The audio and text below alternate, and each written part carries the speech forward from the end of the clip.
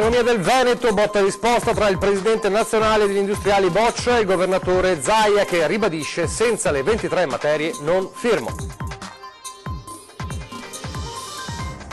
A Paese nel Trevigiano, caccia aperta allo straniero che ha tentato di violentare in strada una 61enne messo in fuga da alcuni passanti. Per gli investigatori proprio le testimonianze potrebbero essere decisive per individuarlo. 89enne trovato a terra in casa con una gravissima ferita alla testa, indagini in corso sull'accaduto, dall'ipotesi incidente a quello di una violenza. Lutto a Spinea per la morte di un giovane che ha perso la sua lunga battaglia contro un male incurabile nel giorno del suo 28° compleanno. L'emergenza supplenti sta mettendo in crisi l'intera macchina scolastica trevigiana, non si trovano sostituti dei docenti ammalati con risultati disastrosi per didattica e istruzione. Il nostro direttore Luigi Bacciali, nominato presidente di Veneto Film Commission, un'istituzione regionale nata con l'obiettivo di aiutare il territorio a fare rete per promuovere produzioni cinematografiche e televisive. Stasera alle 21:15 torna a 40 il viaggio nell'archivio storico della nostra emittente fra gli Amarcord. Scopriremo che la voglia di autonomia c'era già oltre 30 anni fa nel Veneto e nella Marca. Telespettatori di Antenna 3, buongiorno, ben trovati la prima edizione dei nostri telegiornali. Si torna a parlare di autonomia del Veneto, se ne è parlato anche con un acceso botta e risposta ieri all'assemblea degli industriali di Venezia tra il presidente nazionale degli industriali Boccia e il governatore del Veneto Luca Zaia, che ribadisce: senza tutte le 23 materie non firmo. Sentiamo. Si è discusso del piano industriale della città metropolitana ieri all'Assemblea Generale di Confindustria Venezia, ma a tenere banco è stato sicuramente un altro tema caldo, anzi caldissimo, quello dell'autonomia del Veneto, con un acceso botta e risposta a distanza tra il numero uno degli industriali Boccia e il governatore Zaia. Quest'ultimo, che difende il volere dei veneti espresso nel referendum del 2017, ribadisce la necessità di fare in fretta e si dice positivo, forte anche delle ultime dichiarazioni del ministro Stefani. Dall'altra, per il presidente di Confindustria Venezia, quello dell'autonomia è un percorso positivo, purché elemento di maggiore competitività. Occorre evitare, ha detto Boccia, di costruire nuovi centralismi e l'autonomia non deve essere merce di scambio che porti a non avere provvedimenti a favore dell'economia reale del Paese. La clausola di supremazia, ha continuato Boccia, rimane determinante in certi ambiti come quello dell'energia, per cui l'autonomia va vista all'interno della questione italiana. Positivi, l'abbiamo detto, purché siano elementi di efficienza del territorio e quindi di maggiore competitività. Occorre fare tesoro di alcune clausole di supremazia, abbiamo detto, tra cui infrastrutture ed energia, per evitare di costruire nuovi centralismi, ed è evidente che tutto questo deve essere nell'interesse del Paese. Detto questo, l'autonomia non può essere la merce di scambio, seppur utile e legittima, per non avere provvedimenti a favore dell'economia reale del Paese. L'autonomia è un pezzo importante delle questioni del Paese, ma occorre un intervento organico di politica economica che non si risolve solo con l'autonomia. Dichiarazioni alle quali il presidente Zaia replica così. Io rispetto le opinioni di tutti, ma per me fa regola la Costituzione elenca 23 materie, noi abbiamo chiesto 23 materie e chiediamo che ci siano 23 materie nell'intesa che andremo a firmare, altrimenti non la firmo. Perciò anche il tema dell'energia. Tutte e 23 le materie previste dalla Costituzione. Se poi non vanno bene le 23 materie è più semplice proporre una proposta di modifica della Costituzione, perché altrimenti la Costituzione vigente oggi noi abbiamo la facoltà di chiedere 23 materie. Per il presidente di Assolombarda, Bonomi, l'autonomia va vista in un'ottica di crescita complessiva del Paese. Io penso che l'autonomia deve essere un valore aggiunto, quindi non deve essere vista nella visione scissionistica del Paese, ma uno strumento a disposizione di tutte le aree affinché possano esaltare il valore aggiunto dei propri territori. Quindi auspico che sia un'autonomia che possa arrivare nel più breve tempo possibile, ma al servizio del Paese.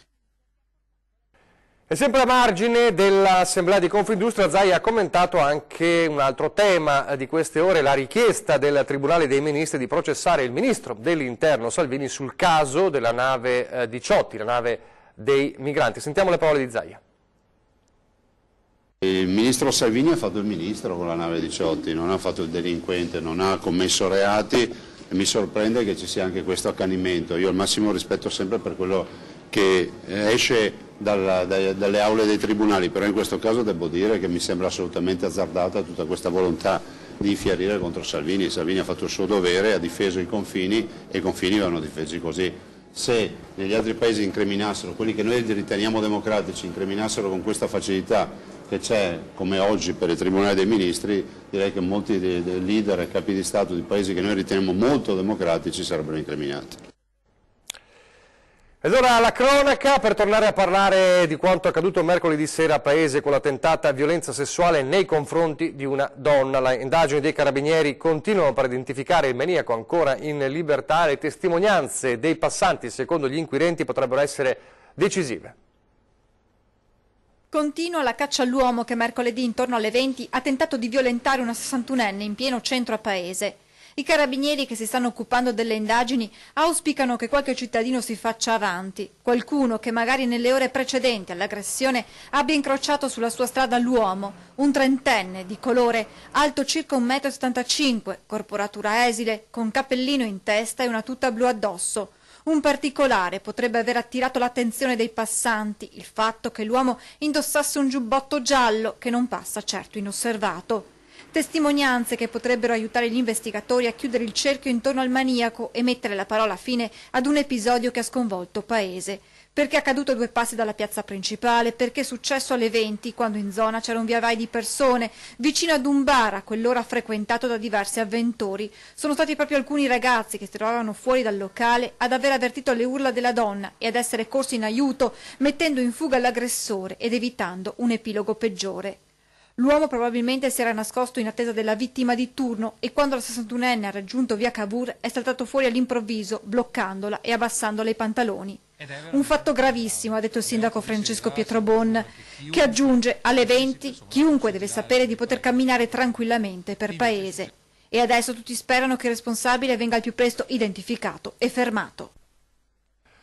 Ai contorni del giallo la vicenda di un uomo di 89 anni ricoverato in condizioni gravissime all'ospedale di Vicenza con una profonda ferita alla testa. L'allarme è scattato a Montecchio Maggiore, dove l'uomo, costretto da qualche anno a muoversi in sedia a rotelle, abita in un appartamento. Allora, per spiegarci gli ultimi sviluppi di questa vicenda ci colleghiamo in diretta telefonica con la nostra Gabriella Basso. Gabriella.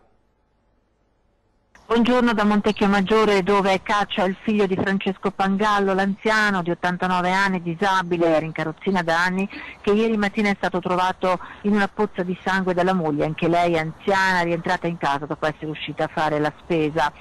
Caccia appunto il figlio di 47 anni, figlio che viveva con loro e da diverso tempo sembrava vi fossero continui litigi tra i genitori, il padre in modo particolare e il figlio. Probabilmente questa volta il litigio è sfociato in tragedia. Pangallo sarebbe infatti stato colpito più volte al capo con un oggetto contundente, forse un arnese domestico presente in casa, e lasciato a terra. Ora l'anziano è ricoverato in gravissime condizioni all'ospedale San Bortolo di Vicenza, lotta tra la vita e la morte.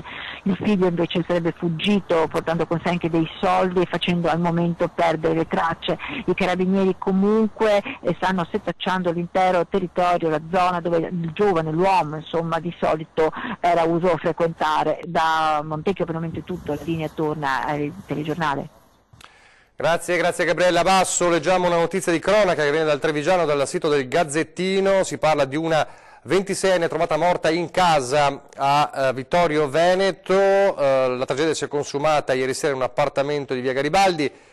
Per la giovane non c'era più nulla da fare, si tratta probabilmente di overdose. Sono in corso accertamenti per verificare se la giovane possa aver fatto uso della famigerata eroina killer che ha già fatto numerose vittime, soprattutto lo ricorderete nel veneziano. E nel veneziano ci spostiamo adesso per un dramma che ha sconvolto Spinea, quello di un ragazzo che proprio nel giorno del suo 28° compleanno ha perso purtroppo la sua battaglia contro il male che lo affliggeva. Ci racconta il dolore di una comunità al telefono la nostra Ilaria Marchiori. Ilaria. Buongiorno da Spinea, dove la comunità è in lutto per la morte di Mattia Rossato, scomparso a causa di un melanoma nel giorno del suo 28° compleanno. Una malattia che il ragazzo che viveva a Spinea insieme alla famiglia combatteva da 3 anni. Dopo il diploma al liceo Majorana di Milano si era laureato all'Università di Padova in tecnologie forestali e ambientali. La sua tesi sulla gestione delle risorse forestali in Veneto è stata pubblicata anche dal Comitato Difesa Ambiente di Spinea. Quest'anno l'avevo iscritto alla specialistica, ma poi non se l'è più sentita, ha raccontato il papà. Mattia, prosegue, è sempre stato un ragazzo brillante, attivo, aiutava tutti, aveva fatto il GRES, giocato a basket, una persona socievole. Intanto questo pomeriggio alle 15 nella chiesa arcipretale di Noale saranno celebrati i funerali di Federico Anile, il 22enne deceduto martedì scorso dopo una crisi respiratoria. Il ragazzo soffriva di una forma di allergia alimentare che ne avrebbe causato uno shock anafilattico, con tutta probabilità per la farina di noci che era contenuta in un panino. Da Spinea è tutto, restituisco la linea allo studio. Grazie a Ilaria Marchioli. Continuiamo con la cronaca. Allarme delle spaccate, l'obiettivo sono le auto, ancora a Padova, ma stavolta i banditi si sono spostati dalla zona Stanga. Non finisce l'incubo spaccate dopo l'arresto del presunto responsabile di numerosi colpi ai danni delle auto parcheggiate in zona Stanga. Altri episodi si sono verificati nelle ultime ore in via Bronzetti, nella zona di Porta Trento. I ladri hanno colpito numerose auto in sosta nel parcheggio di un noto locale, accanendosi soprattutto contro le auto più costose, nella speranza di ricavare un bottino consistente. Il sistema è sempre lo stesso: sfondare il lunotto posteriore e un finestrino, arraffando tutto quello che si trova sui sedili. In realtà rubati solo alcuni effetti personali come documenti di lavoro, agende, zainetti vuoti. Sul posto i poliziotti delle volanti, che poi hanno recuperato parte della refurtiva in zona Stanga. Ieri abbiamo raccontato anche nel TG della prima edizione, poi anche nei TG serali, della giornata dell'udienza del maxi processo BPV in aula bunker a Mestre, scelta questa ovviamente sede particolare per motivi logistici, per il gran numero di legali presenti. Come sappiamo, abbiamo raccontato ieri, il giudice ha detto a margine dell'udienza che si punta a chiudere il processo, arrivare a una sentenza entro il 2020. Ieri abbiamo sentito anche il presidente del Tribunale di Vicenza che dice anche del proposito di ritornare comunque con il processo proprio nel capoluogo berico. Sentiamo le sue parole.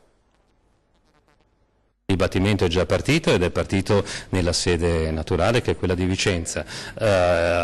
I giudici hanno preso atto che il numero di persone interessate e coinvolte dal procedimento è tale da rendere incompatibile la gestione dello stesso all'interno dell'ufficio giudiziario di Vicenza, perché non è in grado di contenere un numero di persone così elevato.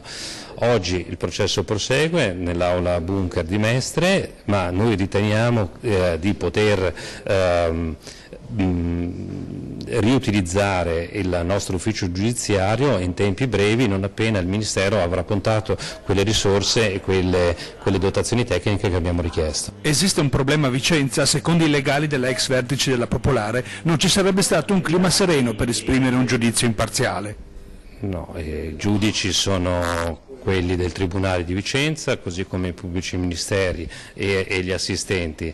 Temporaneamente il processo è stato, viene gestito presso quella sede idonea per ampiezza, ma ribadisco, contiamo in tempi brevi di tornare a Vicenza. E questa mattina un'altra giornata, un'altra mattinata di passione in A4 tra Padova e Milano, con lunghe code. Vediamo. Incidente questa mattina in A4 all'altezza dello svincolo per Bologna alle 8:15 tra un camion e un'autovettura. Lo scontro non ha fortunatamente causato conseguenze per le persone, ma vista l'ora di punta si sono create lunghe code arrivate anche a 7 km in direzione Milano. Sul posto agenti della Polstrada e ausiliari della viabilità. La situazione è tornata scorrevole verso le 10:30.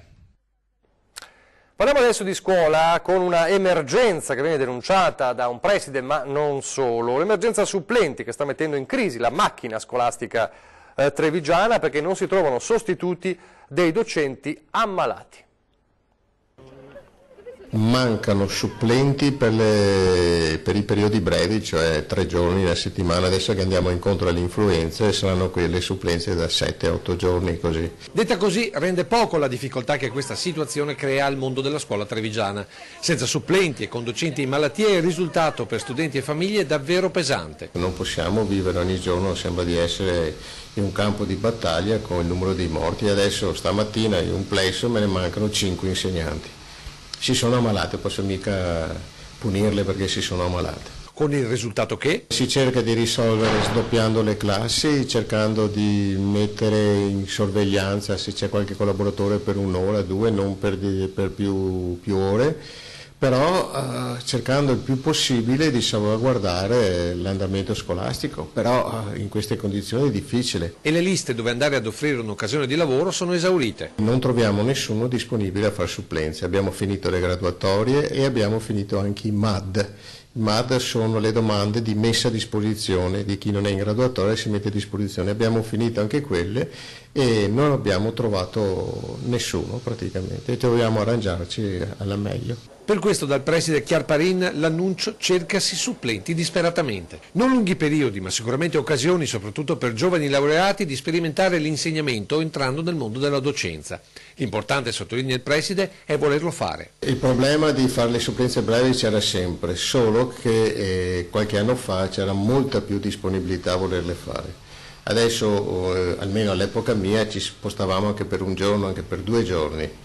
Quando mi hanno mandato in ruolo, il primo posto che mi hanno dato, non ho chiesto dove, mi hanno dato Pieve di Soligo, Castelfranco e Treviso, o così o così.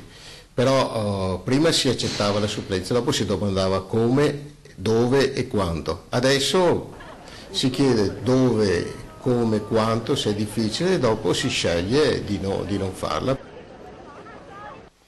Sempre dalla Marca il caso Asco Holding, con la sentenza di ieri del Consiglio di Stato che ha bocciato i comuni che non hanno venduto le quote. Adesso c'è caos tra le amministrazioni. Asco Holding, il Consiglio di Stato ha emesso la sua sentenza, che non è certamente favorevole a molti comuni della Marca. Conferma che i comuni stanno detenendo contro la legge la partecipazione in Asco. Quindi i comuni che sono receduti hanno rispettato la legge e i comuni che non sono receduti non l'hanno rispettata. Un pronunciamento che mette completamente in gioco il futuro della società di Pieve di Soligo, gestita in gran parte dai comuni della Marca e che distribuisce energia non solo nel Trevigiano e nel Veneto. Chiari i passi della sentenza che suonano come macigna ai sindaci che non hanno percorso la via della cessione delle quote. I comuni non controllano la società, devono, se vogliono controllarla, costituire un patto di sindacato. Allora, per quello che possiamo dire noi, per fare questo è una cosa possibile, dovranno lanciare l'OPA. Che vuol dire trovare oltre 300 milioni di euro per comprare le quote fino a raggiungere la maggioranza aziendale, una cifra chiaramente impossibile da raccogliere per le già asfittiche case comunali. Infine il passaggio sulla detenzione delle azioni. I comuni devono mantenere la partecipazione solo se questo è funzionale e possono più esattamente, solo se è funzionale a soddisfare gli interessi dei loro cittadini. Questo avviene quando l'attività del comune risponde a bisogni a cui non rispondono operatori privati secondo le normali condizioni di mercato. Che non è certo il caso della distribuzione energetica, dove l'offerta è più che ampia. Insomma, sconfitte in tutta la linea per chi pensava di continuare a guidare la società solighese, che a questo punto, secondo chi conosce a fondo tutta la vicenda, sarebbe inevitabilmente davanti ad una sorta di privatizzazione con svendita aziendale. Noi avremmo preferito una maggioranza di comuni trevigiani, si poteva fare facilmente quotandola in borsa, come la legge prevedeva, dava espressamente questa possibilità. Non ci hanno voluto ascoltare, non hanno voluto ascoltare i 30 comuni che avevano preso questa posizione, la maggioranza ha deciso diversamente e adesso sono loro che devono risolvere il problema. Certo che secondo me hanno un bel problema da risolvere. Pochi istanti di pubblicità, torniamo subito.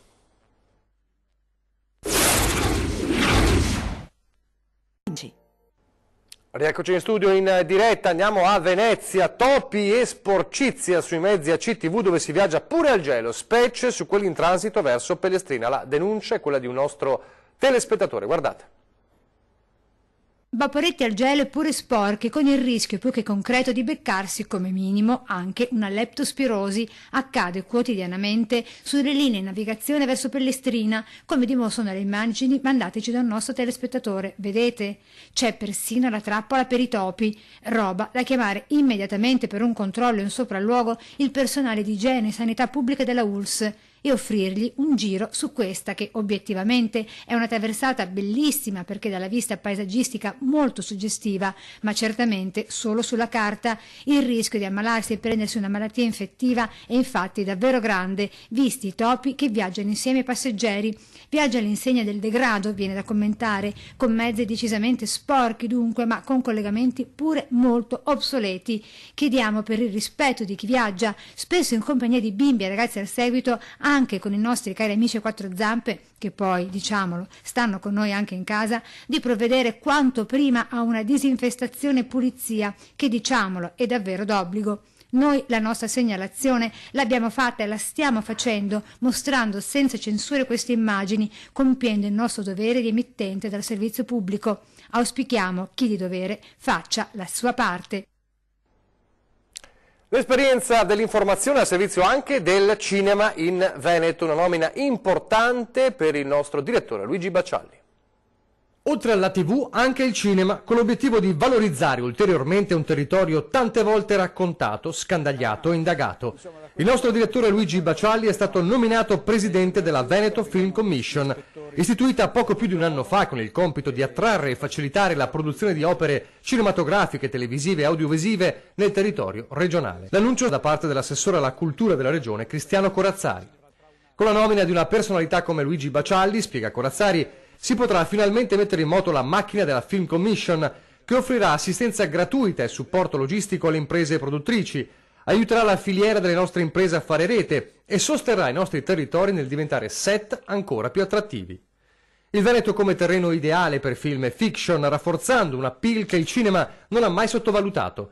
Troppi per citarli tutti i titoli che hanno visto come scenari i nostri territori, da classici come Morte a Venezia e Signore e Signori, alla filmografia di Ermanno Olmi, fino alle mega produzioni hollywoodiane come l'ultimo episodio delle gesta di Spider-Man. Ma l'obiettivo è fare ancora meglio con l'esperienza di chi il Veneto lo conosce attraverso lo sguardo indagatore dell'informazione.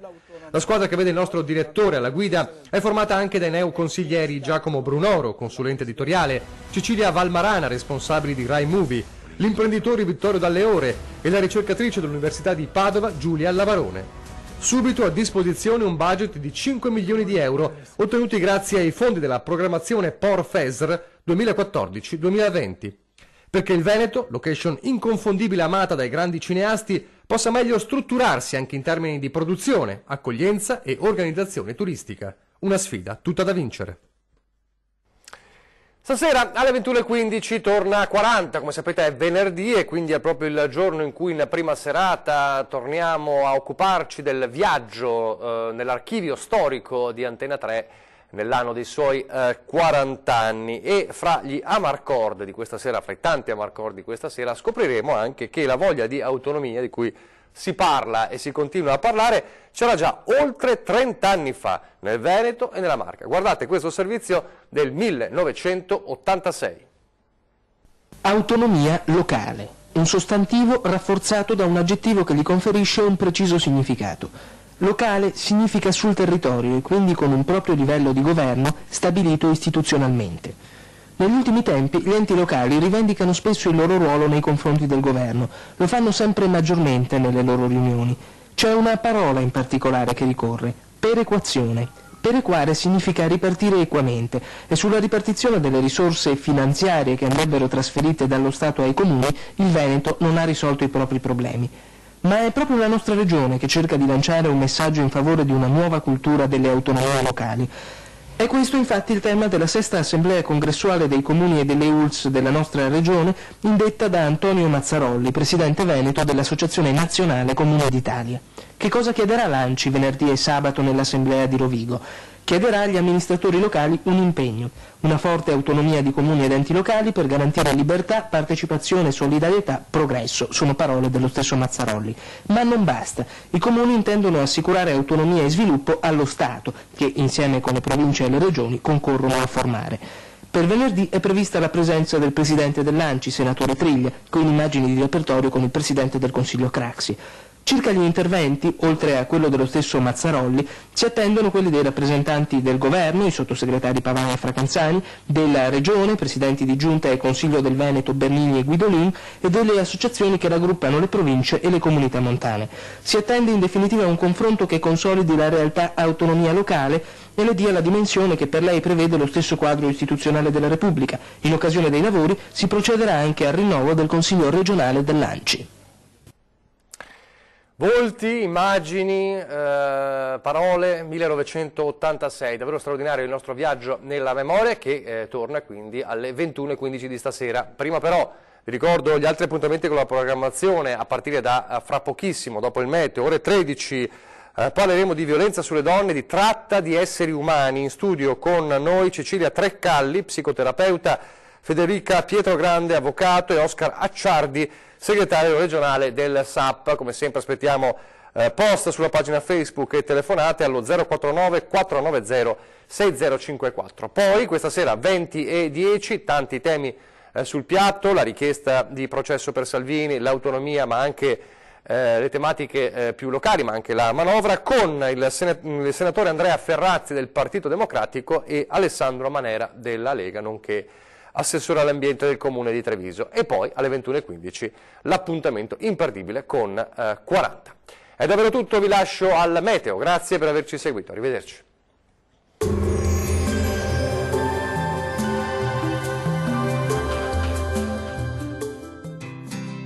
L'Unic Star, le uniche pagliette antibatteriche in commercio, prodotte anche per i marchi più importanti, sia nazionali che internazionali.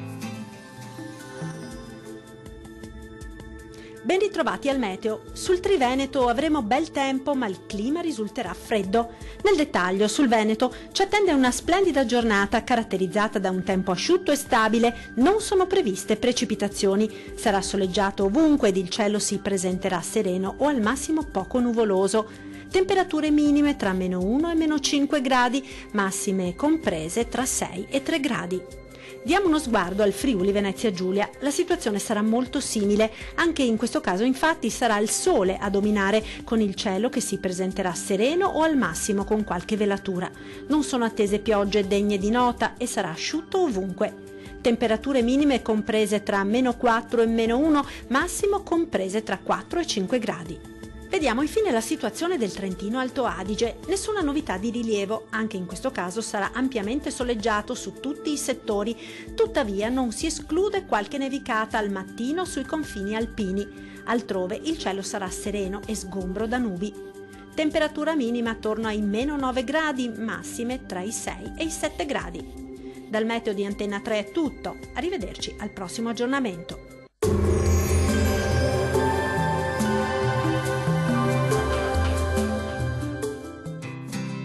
L'Unic Star, le uniche pagliette antibatteriche in commercio, prodotte anche per i marchi più importanti, sia nazionali che internazionali.